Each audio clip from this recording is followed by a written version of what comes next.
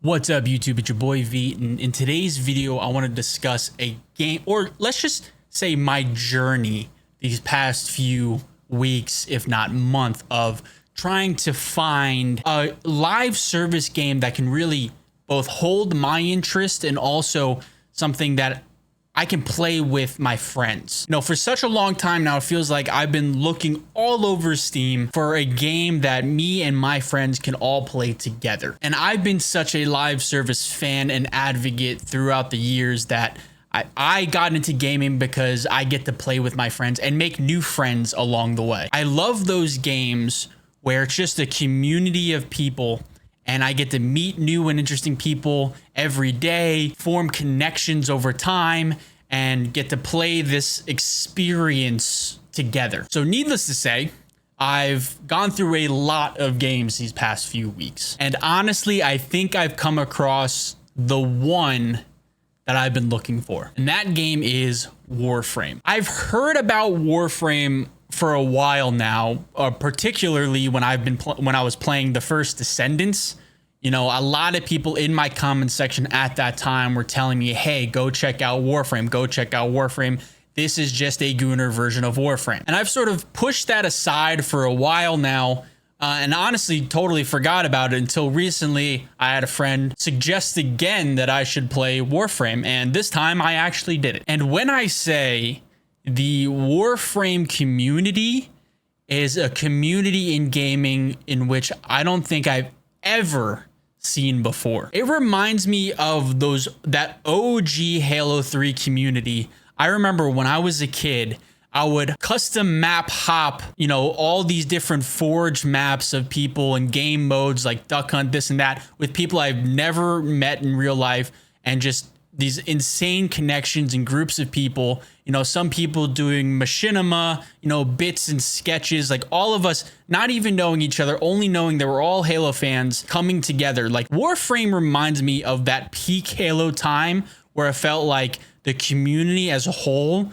was just an incredible experience. And funny enough, WARFRAME has been out since 2013, so it's a 12-year-old, almost 13-year-old game at this point. I thought that maybe as a new player, you know, I might get some people giving me tips, tricks, and all that stuff.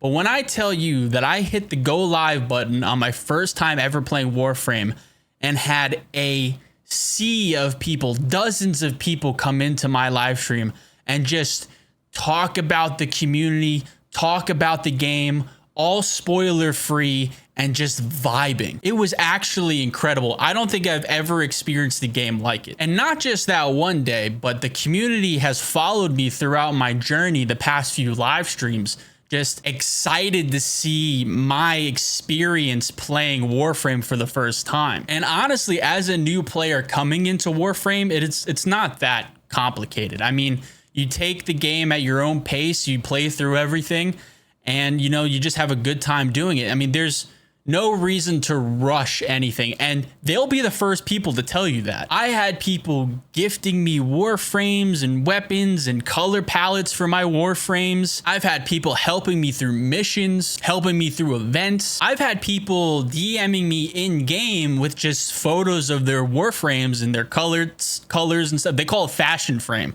just showing me their warframes and their fashion, which was fun. It was dope. It was really cool. I'm noticing this video is really just becoming a tribute to the WARFRAME community.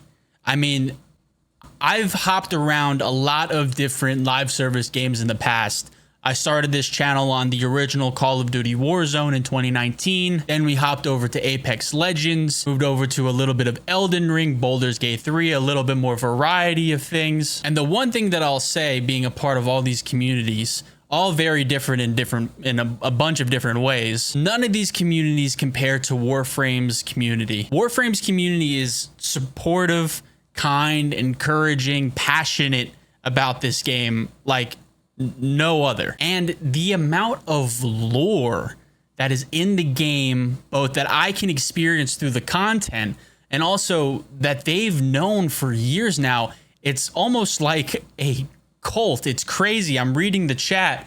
my dyslexic ass, unable to understand the sci-fi lingo that they're throwing at me. But it is just insanely cool to see that the community has such a vocabulary and just lore heavy vibe to it. I didn't realize how large the Warframe community was until I saw the Twitch stream from the developers, Digital Extremes, live streaming the TennoCon is what they call their convention, or Tenno Live, where they showcase the developers showcase some of their new things coming to the game, as well as their new game coming up, Soulframe, the progress on that, all held in like this Comic-Con-esque convention center. So I was watching the live stream, and there were drops enabled for a really cool Warframe, but it was insane to see that there was about 500,000 people watching that live stream.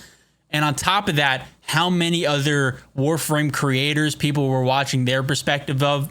There had to be like 600, 700,000 eyeballs on this Warframe update convention center that they had, this Tenno Live, which is crazy for a 13-year-old game. There was even people were telling me that one of the developers, like one of the head developers of Digital Extremes, was even playing bass live at the concert at Tenno Live or TennoCon.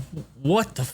That's weird. That's cool. That's very cool, but very weird. I mean, this community and this dev team are just so passionate about this game. And it's so cool because it feels like this is everything that I've wanted in a studio, in a development studio, development team, when it comes to a live service game and a live service experience. I think all of us who are live service fans have always wanted there to be that game that the creators of are so passionate about that they continue to update and give meaningful content very frequently. And it gives me a lot of hope for Digital Extremes' new IP, Soulframe, the dark fantasy MMO. It gives me a lot of hope that that game could be something very special. Your boy loves his dark fantasy, Souls-like games, so I'm excited about that one for sure. Enough of the community gushing, but I also want to talk about